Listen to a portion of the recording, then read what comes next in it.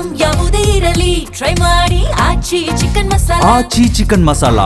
Krishna sir ತಂದೆ ಮನೆಯಲ್ಲೂ ಕೆಲಸ ಮಾಡ್ತಾ ಇದೆ, ಹಂಗಾಗಿ ಅವರು ನನಗೆ ತುಂಬ ಪರಿಚಯ. ಒಂದು ಸರಿ ಫೋನ್ ಮಾಡಿ ಕೇಳಿದ್ರು, ಜಗ ಹಿಂಗೆ ಒಂದು ಆ್ಯಕ್ಟಿಂಗ್ ಇದೆ ಮಾಡ್ತೀಯಾ ಅಂತ. ಏನು ಆ್ಯಕ್ಟಿಂಗು ಅಂತ ಹೇಳಿದ್ರು. ಹೇಳಿದ್ಮೇಲೆ ಸರಿ ಸರ್ ಆಯಿತು ಅಂತ ಒಪ್ಕೊಂಡೆ. ಹಿಂಗೆ 3 ತಿಂಗಳು ಬೆಂಗಳೂರಿಗೆ ಬಂದಿರಬೇಕು ನೀನು ನಮ್ಮ ಜೊತೆಲಿ ಅಂತ ಹೇಳಿದ್ರು. ನನಗೆ ಮೈಸೂರು ಅಥವಾ ಊರು ಬಿಟ್ಟು ಎಲ್ಲೂ ಹೋಗಿರಲಿಲ್ಲ.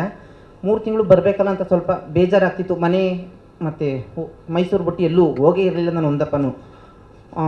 ಶೂಟಿಂಗು ನಮ್ಮದು ಶೂಟಿಂಗ್ ಮಾದೇಪುರ ಆದ್ದರಿಂದ ಚಿಕ್ಕರಿಂದ ಶೂಟಿಂಗ್ ಮಾಡ್ತಿರೋದನ್ನೆಲ್ಲ ನೋಡ್ತಿರ್ಬೇಕಾದ್ರೆ ನನಗೆ ಸ್ವಲ್ಪ ದೊಡ್ಡವನಾಯ್ತಾ ನಾನು ಒಂದು ಆ್ಯಕ್ಟಿಂಗ್ ಮಾಡಬೇಕಲ್ಲ ಅಂತ ಅನ್ನಿಸ್ತಿತ್ತು. ಕೃಷ್ಣ ಸರ್ ಫೋನ್ ಮಾಡಿದಾಗ ಅದು ಕನಸು ನೆನೆಸಾಯ್ತೈತೆ. ನಾನು ಅವಾಗಿಂದ ಚಿಕ್ಕದ್ರಿಂದ ಹಿಂಗೆ ಅನ್ಕೋತಿದ್ದೆ, ಅದನ್ನ ಕೃಷ್ಣ ಸರ್ ನೆನೆಸು ಮಾಡ್ತಾ ಇದ್ದಾರೆ ಈಗ ಅಂತ ನನಗೆ ತುಂಬ ಖುಷಿ ಆಯಿತು. ಆಮೇಲೆ ಅವ್ರ ಜೊತೆನೇ ಊರಿಂದ ಹೊರಟು ಬಂದೆ. 3 ತಿಂಗಳು ಬಂದು ನನಗೆ ಏನು ಹೊಸ ಅನುಭವ ಏನು ಗೊತ್ತಿರಲಿಲ್ಲ. ಫಸ್ಟ್ ದಿನ ಬಂದು ಬ್ಯಾಗ್ ಇಟ್ಟೆ. ಸಂಜೆ ಆಯ್ತಾ ಅಳು ಬಂದ್ಬಿಡ್ತು ನನಗೆ. ಎಲ್ಲಿ ಹೊರಟೋಗ್ಬಿಡ್ಬೇಕು ಊರಿಗೆ ಕದ್ದು ಅಂತ. ಎಲ್ಲಿ ಕದ್ದೋಗೋಕ್ಕಾಗಲ್ಲ, ಅಲ್ಲಿ ಏನು ಸೆಕ್ಯೂರಿಟಿ ಫುಲ್ಲು, ಕದ್ದೋಗೋಕ್ಕಾಗಲ್ಲ. ಏನು ಮಾಡೋದೀಗ ಅಂತ ತುಂಬ ಹತ್ಕೊಂಡು ನಮ್ಮ ಫ್ರೆಂಡ್ಸ್ಗೆಲ್ಲ ಫೋನ್ ಮಾಡಿದೆ. ಆಯ್ತಾರೆ ಇರೋಕ್ಕೆ ನನ್ನ ಕೈಲಿ ಮನೆ, ನಮ್ಮ ತಾಯಿ, ನನ್ನ ಮಗಳು 3 ವರ್ಷದ ಮಗಳಿದ್ದಾಳೆ, ಅವಳನ್ನೆಲ್ಲ ಬಿಟ್ಟು ಇರೋಕೆ ಆಯ್ತಾಯಿಲ್ಲ. ಫುಲ್ಲು ಬೇಜಾರಾಯ್ತಾಯಿತ್ತು. 1 ದಿನ ಆಯಿತು, 2 ದಿನ ಆಯಿತು. ಆಮೇಲೆ ಪ್ರಾಕ್ಟೀಸ್ ಮಾಡ್ಸೋಕ್ಕೆ ಸ್ಟಾರ್ಟ್ ಮಾಡಿದ್ರು. ಕೃಷ್ಣ ಸರ್ ಮಾಡಿಸ್ತಾ ಇದ್ದಾರೆ, ನನಗೇನು ಗೊತ್ತಾಯ್ತಿಲ್ಲ. ನಾನು 8ನೇ ಕ್ಲಾಸ್ ಓದಿರೋದು ಎಲ್ಲ ಮರ್ತೋಯ್ತಾ ಇದೆ. ಕೃಷ್ಣ ಸರ್ಗೆ ಆ್ಯಕ್ಟಿಂಗ್ ಮಾಡಿಸಿ ಸಾಕಾಗೋಯ್ತು. ಮಿಲನ ನನ್ನ ಕೈಲಂತೂ ಆಗಲ್ಲ, ನೀನೇ ಮಾಡಿಸ್ಬಿಡು ಅಂತ ಹೇಳಿದ್ರು.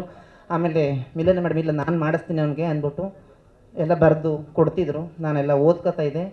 ಕೃಷ್ಣ ಸರ್ ಮಿಲನ ಮೇಡಮ್ ಇಬ್ಬರು ಕೂಡ ಎಲ್ಲ ಪ್ರಾಕ್ಟೀಸ್ ಮಾಡಿಸೋದು, ಒಂದು 4-5 ದಪ್ಪ ಪ್ರಾಕ್ಟೀಸ್ ಮಾಡಿಸೋದು. ಆಮೇಲೆ ನಾನು ಬೆಳಿಗ್ಗೆ ಜ್ಞಾಪಕ ಗಿಟ್ಕೊಳ್ಳೋಕೆ ನನಗೆ ಗೊತ್ತೇ ಇಲ್ಲ. 8ನೇ ಕ್ಲಾಸ್ ಓದಿರೋದು ಏನಿಲ್ಲ. ನಾನು ಕೆಲಸಕ್ಕೆ ಹೋಗೋದು, ಮನೆಗೆ ಬರೋದು ಅಷ್ಟೇ ನನ್ನ ಜೀವನ ಮಾದೇಪುರದಲ್ಲಿ.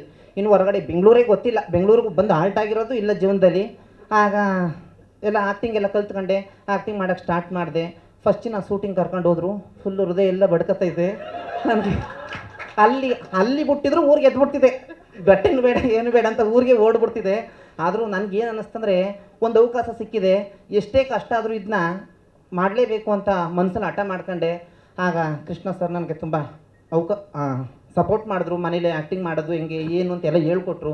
ಮಿಲನ ಮೇಡಮ್ ಅಷ್ಟೇ 3 ತಿಂಗಳು ಇಟ್ಕೊಂಡು ನನಗೆ ಸ್ವಂತ ಅವ್ರ ಮನೆಯವ್ರ ಥರನೇ ನೋಡ್ಕೊಂಡು ಪ್ರತಿಯೊಂದು ಕೃಷ್ಣ ಅವ್ರು ಯಾವಾಗಲೂ ಜೊತೆಲಿ ಕರ್ಕೊಂಡು ಹೋಗ್ಬೇಕಾದ್ರೆ ಹೇಳೋರು, ನಿನ್ನಲ್ಲಿ ಒಳ್ಳೆ ಕಲೆ ಐತೆ, ಅದನ್ನ ಚೆನ್ನಾಗಿ ಮಾಡು, ದೊಡ್ಡ ವ್ಯಕ್ತಿ ಆಗು, ನೀನು ಡ್ರೈವರ್ ಇಟ್ಕೊಂಡು ಕಾರ್ ತಗೊಂಡು ಓಡಾಡ್ಬೋದು, ತುಂಬ ತುಂಬ ತುಂಬ ಒಳ್ಳೆ ವ್ಯಕ್ತಿ ಅವರು. ಹೇಳೋಕ್ಕೆ ಅಸಾಧ್ಯ. ನಮಗೆ ತಂದೆ ತಾಯಿ ಎಲ್ಲ ವಯಸ್ಸಾದವರು, ತಂದೆ ಇಲ್ಲ ತೀರೋದ್ರು, ಬುದ್ಧಿ ಹೇಳೋರು ಯಾರೂ ಇಲ್ಲ ನಮಗೆ. ನಾನು ಒಬ್ಬನೇ ಮಗ ನಮ್ಮ ತಂದೆ ತಾಯಿಗೆ. ಹಾಗಾಗಿ ಇವರು ನನಗೆ ತುಂಬ ಬುದ್ಧಿ ಹೇಳ್ತಿದ್ರು. ಈ ಥರ ಮಾಡು, ಇಲ್ಲೇ ಇದ್ದು ಈ ಥರ ಕೆಲಸ ಮಾಡ್ಕೊಂಡು ಹೋಗು, ಇಲ್ಲೇ ಇರು, ನಿನ್ನ ಮುಂದೆ ನಾನು ತುಂಬ ಇದು ಮಾಡ್ತೀನಿ ಅಂತ ಹೇಳ್ತಿದ್ರು. ಅಂದರೆ ನನಗೆ ಇಲ್ಲೂ ಇರಬೇಕು ಅಂತ ತುಂಬ ಆಸೆ ಇತ್ತು. ಆದರೆ ಮನೇಲಿ ಮಗಳು ಮತ್ತು ವಯಸ್ಸಾದ ಅಮ್ಮ ಹೆಂಡತಿ ಎಲ್ಲ ಇರೋದ್ರಿಂದ ಊರಿಗೆ ಹೋಗ್ಬೇಕಾದಂಥ ಅನಿವಾರ್ಯ ಇರೋದ್ರಿಂದ ಹೊರಟೋದೆ. ಶೂಟಿಂಗ್ ಎಲ್ಲ ಚೆನ್ನಾಗಾಯಿತು. ಓದ್ತವೆಲ್ಲ ನಮ್ಮನ್ನ ಚೆನ್ನಾಗಿ ನೋಡ್ಕೊಂಡ್ರು. ಮನೇಲೂ ಅಷ್ಟೇ ಸ್ವಂತ ತಮ್ಮನ ಥರನೋ ಮಗನ ಥರನೋ ನೋಡ್ಕೊಂಡು 3 ತಿಂಗಳು ಶೂಟಿಂಗ್ ಮಾಡಿಸಿ. ಮತ್ತು ನಾನು ಏನೂ ಜೀವನದಲ್ಲಿ ಎಲ್ಲೂ ಹೋಗದವನೇ ಇಲ್ಲ. ಫ್ಲೈಟು, ಸಮುದ್ರನೇ ನೋಡಿರಲಿಲ್ಲ ಜೀವನದಲ್ಲಿ. ದೇವರಾಣೆಗೆ ಹೇಳ್ಬೇಕು ಅಂದ್ರೆ ನಂಗೆ ಸಮುದ್ರನೇ ನೋಡಬೇಕು ಅಂತ ಆಸೆ. ಅಂದರೆ ನನಗೆ ಆಸೆಗಳನ್ನ ಈಡೇರಿಸಿದ್ದಾರೆ, ಅದಕ್ಕೋಸ್ಕರ ಹೇಳ್ತಿರೋದು. ಸಮುದ್ರ ನೋಡ್ಬೇಕಂತ ತುಂಬ ಆಸೆ ಇತ್ತು. ಅದನ್ನೂ ತೋರಿಸಿದ್ರು, ಫ್ಲೈಟಲ್ಲಿ ತೋರಿಸಿದ್ರು. ಒಂದು ದೊಡ್ಡ ಫಿಲಮಲ್ಲಿ ಆ್ಯಕ್ಟಿಂಗ್ ಮಾಡುವಂಥ ಅವಕಾಶ ಕೊಟ್ಟರು. ಅವ್ರಿಗೆ ನಾನು ಯಾವತ್ತೂ ಚಿರಋಣಿಯಾಗಿರ್ತೀನಿ. ಅವ್ರನ್ನ ನಾನು ಯಾವತ್ತೂ, ನನ್ನ ಜೀವ ಇರೋವರೆಗೂ ನಾನು ಯಾವತ್ತಿಗೂ ಅವ್ರನ್ನ ಮರ್ತುಕೊಳ್ಳಲ್ಲ, ನನ್ನ ಹೃದಯದಲ್ಲೇ ಇರ್ತಾರೆ.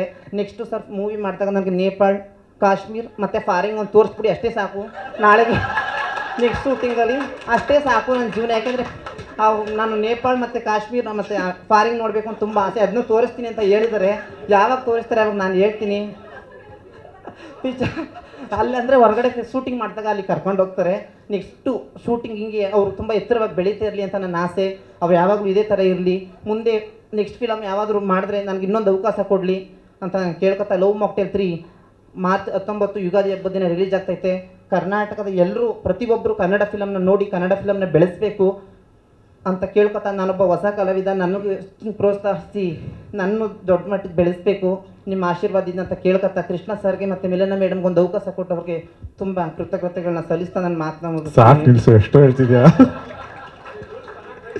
ಅಲ್ಲ, ನಾನು ಆ್ಯಕ್ಚುಲಿ ಯಾರು ಏನು ಹೇಳ್ಕೊಟ್ಟಿಲ್ಲ ಇದು. ಅಂದರೆ ನಮ್ಮ ಮನೇಲಿ ಮೈಸೂರಿನ ಮನೆಯಲ್ಲಿ ಕೆಲಸ ಮಾಡ್ತಾ ಇದ್ದ ಜಗ. ಸೊ ಅಲ್ಲಿ ನೋಡಿದ್ವಿ. ಸೊ ಒಂದು ಸ್ಪೆಷಲ್ ಕ್ಯಾರೆಕ್ಟರ್ ಇದೆ ಇಡೀ ಸಿನಿಮಾ ಟ್ರಾವೆಲ್ ಆಗೋಂಥದ್ದು. ಆ್ಯಕ್ಚುಲಿ ಈ ಫಿಲಮ್ ನಾನಲ್ಲ ಇವನು ಇರೋ ಥರ ಆ ಲೆವೆಲ್ ಕ್ಯಾರೆಕ್ಟರ್ ಅದು. ಸೊ ಅದಕ್ಕೆ ನಾವು ಯಾರ್ಯಾರನೋ ಅಂತ ಅಂದ್ಕೊಂಡಿದ್ವಿ. ಅವಾಗ ಮಿಲನ ಇಲ್ಲ ಜಗನ್ ಹತ್ರನೇ ಮಾಡಿಸೋಣ ಅಂತ. ಸರಿ ಆಡಿಷನ್ ಮಾಡಿ ಕಳಿಸು ಅಂತಂದೆ. ಮನೇಲೇನೋ ಏನೇನೋ ಮಾಡಿ ಕಳಿಸಿದ್ರು, ಅಲ್ಲೇ ವೀಡಿಯೋ ಮಾಡಿಬಿಟ್ಟು. ನಾನು ನೋಡಿ ಇವನ ಕೈಲಿ ಹೆಂಗೆ ಆ್ಯಕ್ಟಿಂಗ್ ಮಾಡ್ಸೋಗತ್ತೆ ಅಂತ ನಾನು, ಯಾಕಂದರೆ ತುಂಬ ಮಾತಾಡ್ತಾನೆ. ಬಟ್ ಆ್ಯಕ್ಟಿಂಗ್ ಮಾಡ್ಬೇಕಲ್ಲ, ಮಾತಾಡೋದೇ ಬೇರೆ, ಬಂದು ಸ್ಕ್ರೀನ್ ಮುಂದೆ ಆ್ಯಕ್ಟ್ ಮಾಡಬೇಕಲ್ಲ, ಅದೇನೇ ಬೇರೆ. ಒಂದು ಅದ್ಭುತವಾದ ಪಾತ್ರ. ನೀವು ನಾನು ಮೇಲೆ ಹತ್ಕೊಂಡು ಮುಂದೆ ಹಿಂಗೆ ಹೇಳ್ತಾ ಇದ್ದೀನಿ ಅಂದರೆ, ನೀವು ಸಿನಿಮಾ ರಿಲೀಸ್ ಆದಮೇಲೆ ಇವನ್ನ ಬೇರೆ ಲೆವೆಲಲ್ಲಿ ತೊಗೋತಾರೆ ಜನ. ಅಯ್ಯೋ ಇವನಿಗೆ ಕರ್ಕೊಂಡೋಗಿ ಶೂಟಿಂಗಿಗೆಲ್ಲ ಫಸ್ಟ್ ಟೈಮ್ ಫ್ಲೈಟ್ ಹಚ್ತೆ.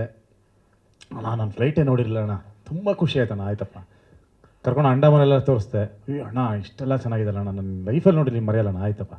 ಅದಾದಮೇಲೆ ಕರ್ಕೊಂಡೋಗಿ ರಾಜಸ್ಥಾನ ಕರ್ಕೊಂಡೋದೆ, ಜೈಪುರ್ ಕರ್ಕೊಂಡೋದೆ, ಗುಜರಾತಲ್ಲಿ ಎಲ್ಲ ಕಡೆ ಶೂಟಿಂಗ್ ಮಾಡ್ಕೊತಾ ಇದ್ವಿ. ಅಂದರೆ ನನ್ನ ಕೆಲಸ ಬೇಕು ಮಾಡಿ ಕರ್ಕೊಂಡು ಹೋಗ್ತದೆ ಅಷ್ಟೇ, ಏನಿಲ್ಲ. ಶೂಟಿಂಗ್ ಕರ್ಕೊಂಡೋಗಿ ತೋರಿಸ್ತದೆ. ಅಣ್ಣ ಎಲ್ಲ ತೋರಿಸ್ತೀನಿ ಅಣ್ಣ. ಇಲ್ಲಿಂದ ಕಾಶ್ಮೀರ ಎಷ್ಟು ದೂರ ಅಣ್ಣ ಅಂದ. ಏನಿಲ್ಲ ಕಣೊಂದು ಇಲ್ಲಿಂದ ಒಂದು 2-3 ಅವರ್ ಅಷ್ಟೇ. ಅಲ್ಲೂ ಶೂಟ್ ಮಾಡೋಣ ಅಂದ. ಲೇ ನನ್ನ ಕತೆಗೆ ಬೇಡ ಕಣೋ, ನಾನು ನೋಡಿಲ್ವಲ್ಲ ಬನ್ನಿ ಕರ್ಕೊಂಡೋಗಿ ಅಂತ.